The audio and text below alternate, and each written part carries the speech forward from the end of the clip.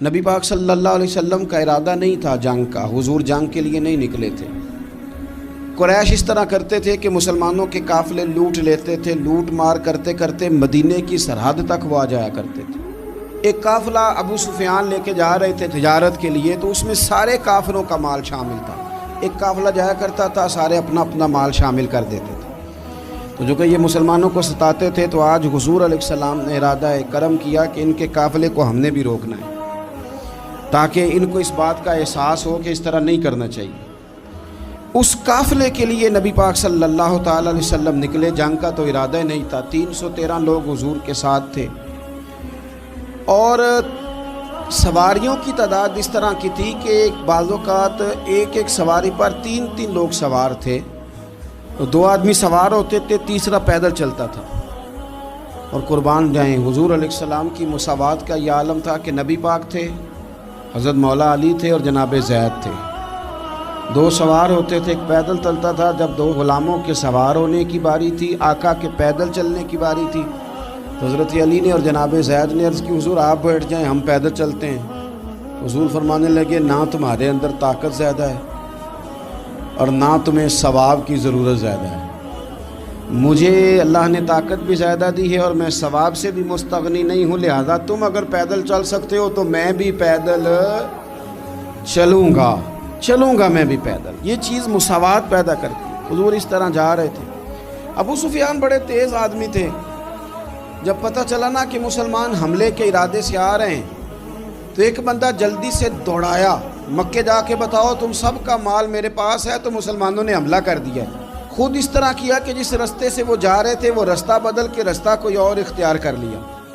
قافلہ بھی بچ کے نکل گیا۔ اہل عرب کا طریقہ تھا ایمرجنسی اعلان کرنے کا، ہمارے ہاں بھی طریقہ ہے بریکنگ نیوز، ہے نا جی، چور آ گیا، پھر وہ کئی دفعہ صحیح بھی آتا ہے تو لوگ یقین نہیں کرتے۔ ہر شے کی تو بریکنگ نیوز ہے، اور کھولیں تو بیچ میں سے کچھ بھی نہیں نکلتا، نیری نیوز بھی نہیں نکلتی، بریکنگ کیا نکلنی ہوتی ہے۔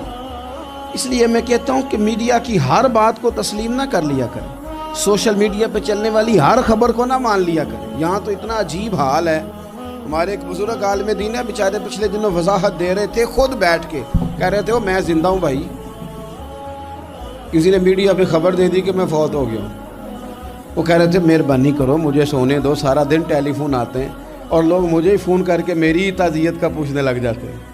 تو اس طرح نہ کریں، کیا صرف تھوڑا سا میڈیا چلانے کے لیے جھوٹ بولا جائے گا؟ بہرحال انہوں نے جو بندہ بھیجا تو بریکنگ نیوز کا وہاں بھی ایک طریقہ تھا، اونٹ کے کان ناک کاٹ دیتے تھے، اپنے کپڑے پھاڑ لیتے تھے۔ اب اونٹ بڑے زور سے چلاتا تھا، جب اس کا ناک کٹ جاتا تھا، اونٹ چلاتا تو لوگ گھروں سے نکل آتے۔ اب وہ جو بندہ ابو سفیان نے بھیجا تھا، اس نے جا کے اپنے اونٹ کے ناک کان کاٹ دیے، لوگ دوڑے باہر نکلے، پوچھا کیا ہوا، تو اس نے کہا نکلو تمہارا تو مال سارا لوٹنے لگے مسلمان۔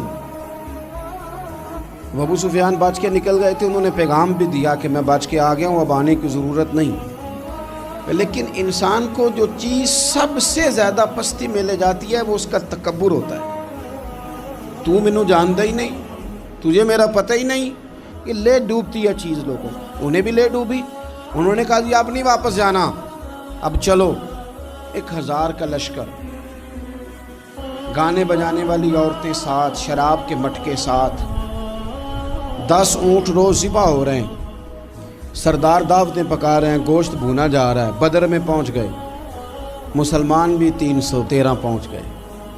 یہ ساری رات شرابیں پیتے، وہ ساری رات سجدے کرتے، یہ ناچ گانے سرور کی محفلیں سجتی اور وہ رسول پاک کی تقریر سنتے، حضور کے خطبات سے فیض یاب ہوتے۔ عمیر بن وہب کو بھیجا ابو جہل نے کہا پتہ کر کے آؤ بندے کتنے، اس نے جا کے کہا کہ 312 313 310 اتنے۔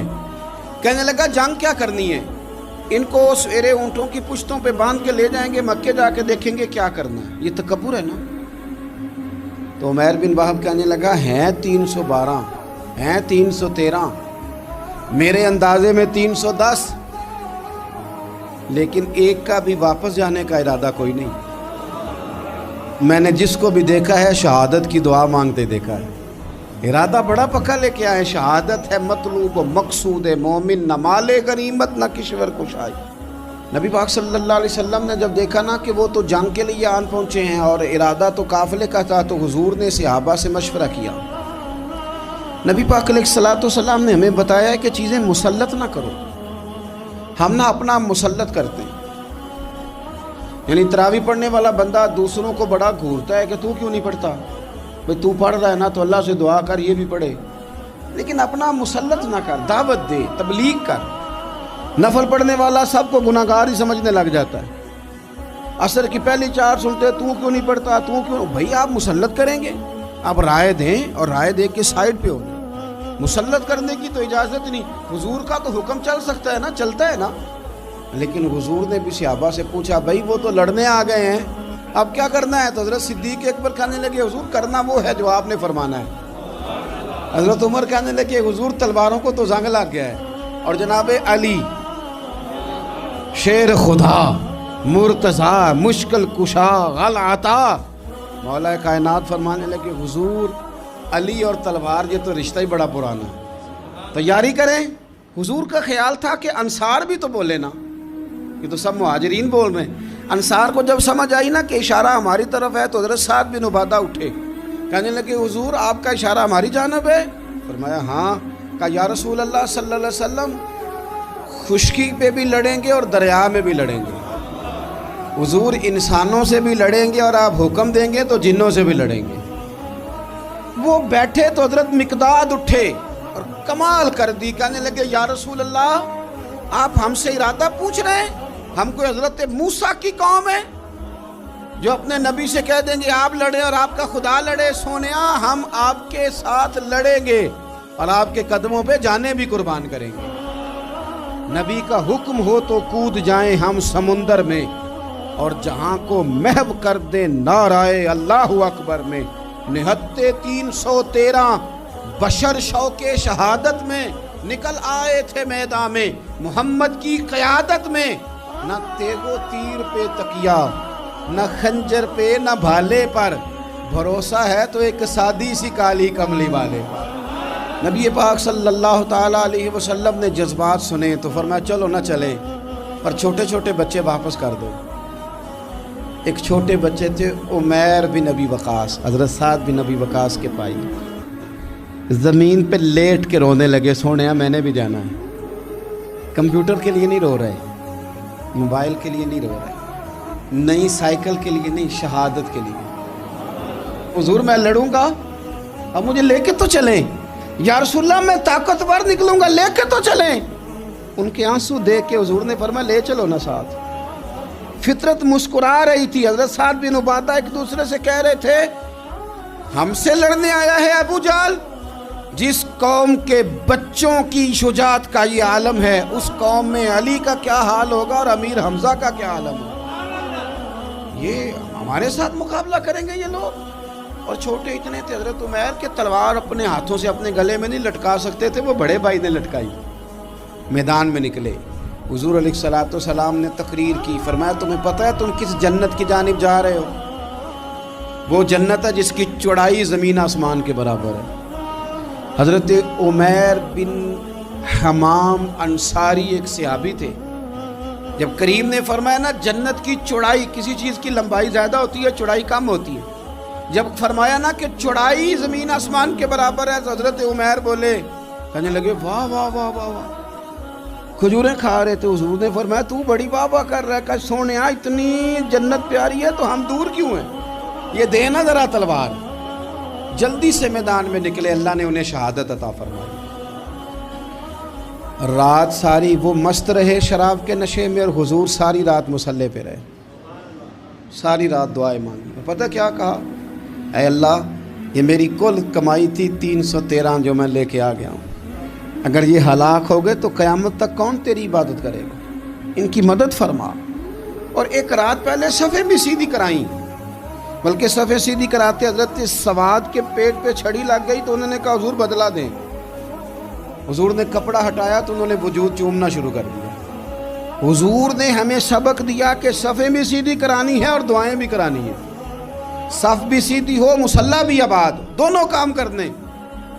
اور پھر توکل ہو، پھر تمہارا دل جمے کہ انشاءاللہ فتح اللہ مسلمانوں کو دے گا، رونے نہ رویا کرو، معیشت کے، معاشرت کے، غریبی کے، تنگ دستی کے، فقیری کے رونے نہ رو، اللہ کی مدد کو آواز دو۔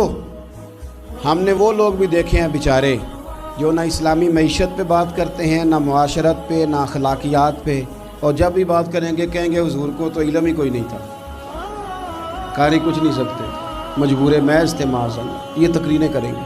یہ مسلم شریف کی حدیث ہے، کوئی اختلاف والی بات نہیں، پر بعض اوقات نا دل کو تکلیف ہوتی ہے کہ یار اس طرح کی باتیں کیوں کرتے ہو، یہ مسلم ہے۔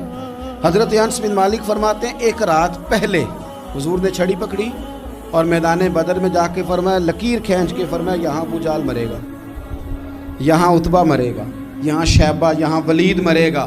حضور نے لکیریں کھینچی، فرماتے ہیں باقی لوگ جنگ لڑ رہے تھے اور میں چپ کے لکیریں بھی دیکھ رہا تھا کہ حضور نے لگائی تھی۔ فرماتے ہیں اللہ کی عزت کی قسم کوئی کافر 1 انچ بھی ادھر ادھر نہیں ہوا، جہاں نبی پاک نے لکیر لگا دی تھی وہیں مرا ہے۔ یہ شان اللہ نے حضور کو دی ہے، حضور کے علم مبارک کا یہ کمال ہے۔ نہ اس طرح کی باتیں کریں جس سے امت تقسیم ہو۔ سویرے جنگ شروع ہوئی، صبح 3 کافر میدان میں نکلے، عتبہ، شیبہ اور ولید، 3 انصاری مسلمانوں کی جانب سے مقابلے میں نکلے، لیکن وہ تکبر جو ہوتا ہے نا وہ جان چھوڑتا نہیں۔ تو ولید کہنے لگا، عتبہ شیبہ کہنے لگے ہم نے نہیں ان سے لڑنا، یہ تو ہمارے پائے کے ہی نہیں، کوئی قریش میں سے بھیجو، قریش میں سے۔ آپ نے کون سا ناراض ہونا ہے، ویسے چودھریوں کے بچے، سیٹھوں کے بچے کچھ بھی نہیں کر پاتے، کیونکہ ساری زندگی لوگ چودھری صاحب کہہ کے دماغ ہی نہیں ٹھیک ہونے دیتے، وہ رہ جاتا ہے کام سے ہی۔ میرے حضرت صاحب فرمایا کرتے تھے، میرے استاد جی، کسی گھر میں علم چلا جائے تو کئی دفعہ نکل آتا ہے، لیکن کسی گھر میں پیری مریدی چلی جائے وہ نہیں نکلتی، کیونکہ پیر کا بیٹا جس طرح کا بھی ہو لوگ پیر مان ہی لیتے ہیں۔ اور اسی طرح کسی گھر میں چودراہٹ چلی جائے تو وہ بھی باہر نہیں آتی۔ بچوں کو لوگ چودھری کہہ دیتے ہیں، وہ اس بیچارے کا بھی دماغ خراب ہوتا ہے، کچھ کر ہی نہیں پاتا۔ یہ چودراہٹ ہر جگہ مصیبت کھڑی کرتی ہے الا ماشاءاللہ۔ ولید کہنے لگا ہم نے نہیں لڑنا، یہ ہمارے پائے کے بندے پہ جو انصاریوں سے لڑے۔ تو فطرت مسکرا کے کہہ رہی تھی لگتا ہے تمہارا جلدی مرنے کا ارادہ ہے، ٹھیک ہے۔ پھر نبی کریم نے فرمایا ٹھیک ہو گیا، چلو۔ ابو عبیدہ بن جراح اٹھے، حضرت عبیدہ اٹھے، حضور نے فرمایا اب اللہ کا شہر امیر حمزہ اٹھے، حضرت امیر حمزہ اٹھے۔ تیسرے نمبر پہ حضور نے فرمایا یا علی یکم، علی اٹھنا جار ذرا نکلنا میدان میں۔ دیواریں ہلتی رہتی ہیں اور در کانپ جاتا ہے، علی کا نام سن کے اب بھی خیبر کانپ جاتا ہے۔ حضرت علی شیر خدا رضی اللہ تعالیٰ مولا کائنات اٹھے، حضرت امیر حمزہ اٹھے، حضرت عبیدہ اٹھے، عتبہ کے مقابلے میں گئے، حضرت امیر حمزہ قتل کیا اپنے دشمن کو۔ شیبہ کے مقابلے میں گئے حضرت عبیدہ، لیکن حضرت عبیدہ بوڑھے تھے، اس نے ان پہ حملہ کیا، ان کا پیر کاٹ دیا۔ حضرت علی نکلے ولید کے مقابلے میں، 2 ہی ضربیں لگائیں، ولید کا سر کاٹ کے حضرت عبیدہ کی مدد کو بھی پہنچ گئے حضرت علی، اس کو بھی قتل کیا۔ پھر حضرت عبیدہ کو اپنے کندھوں پہ اٹھایا، نبی پاک کی بارگاہ میں لائے، انہوں نے حضور کے قدموں کو چوم کے کہا حضور مجھے شہادت ملی کہ نہیں ملی؟ نبی پاک نے فرمایا رب نے تمہیں شہادت کا درجہ دے دیا۔ اب میدان میں جہاد شروع ہوا، لڑائی شروع ہوئی، لوگ نکلے۔ حضرت زبیر بن عوام بھی برچھی لے کے، ایک کافر نکلا، آس اس کا نام تھا، وہ سارا لوہے کا لباس پہن کے آ گیا، صرف آنکھیں نظر آ رہی، بڑے مسلمانوں کو زخمی کر رہا تھا، اب کیسے لڑیں اس کے خلاف؟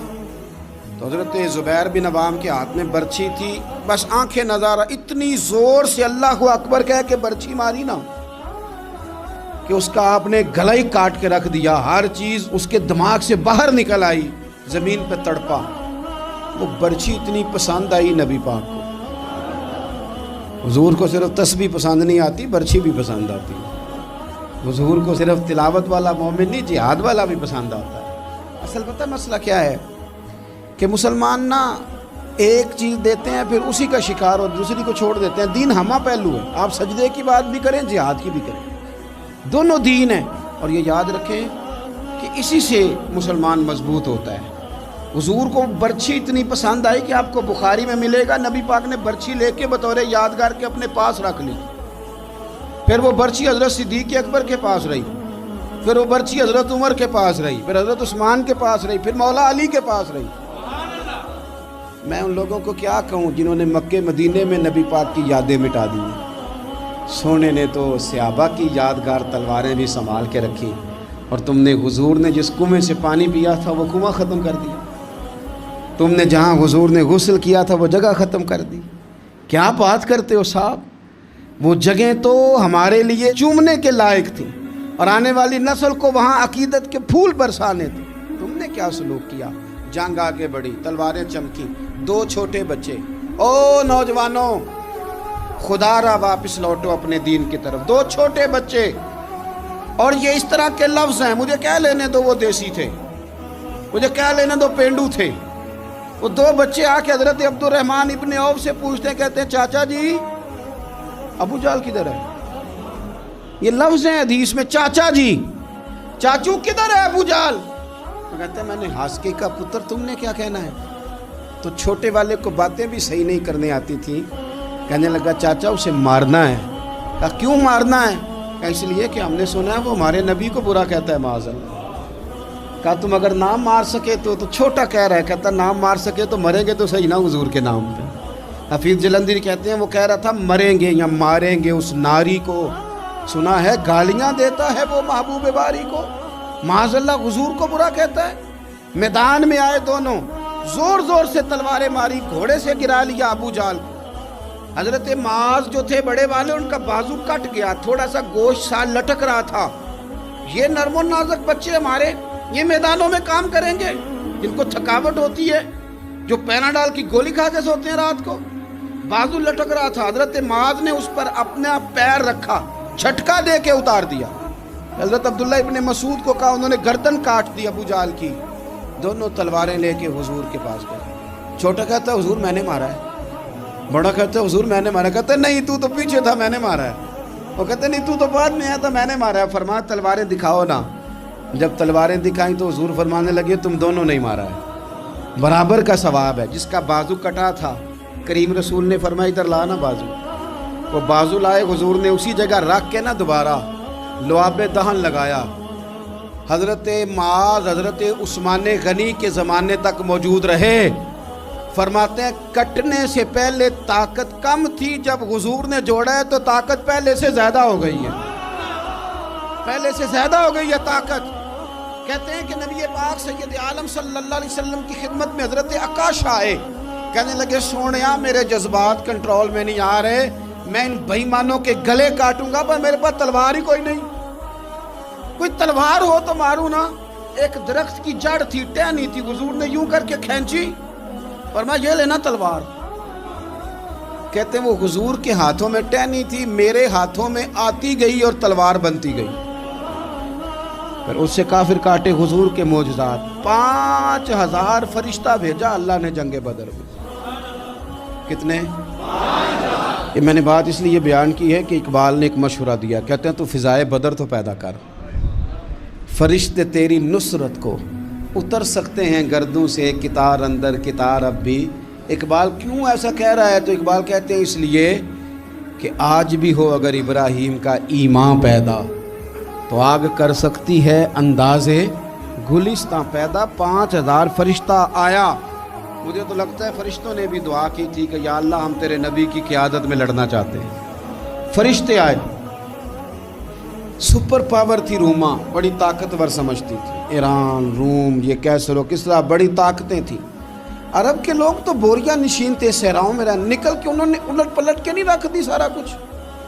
علامہ اقبال سے کسی نے پوچھا تھا کہ مسلمان دوبارہ سے کبھی میدانوں میں آئیں گے؟ تو اقبال کہنے لگے ہاں ہاں ضرور آئیں گے، آئیں گے، یہ نکلیں گے۔ کیا کس طرح؟ کہنے لگے میں نے فرشتوں سے سنا ہے، نکل کے صحرا سے جس نے روما کی سلطنت کو الٹ دیا تھا، نکل کے صحرا سے۔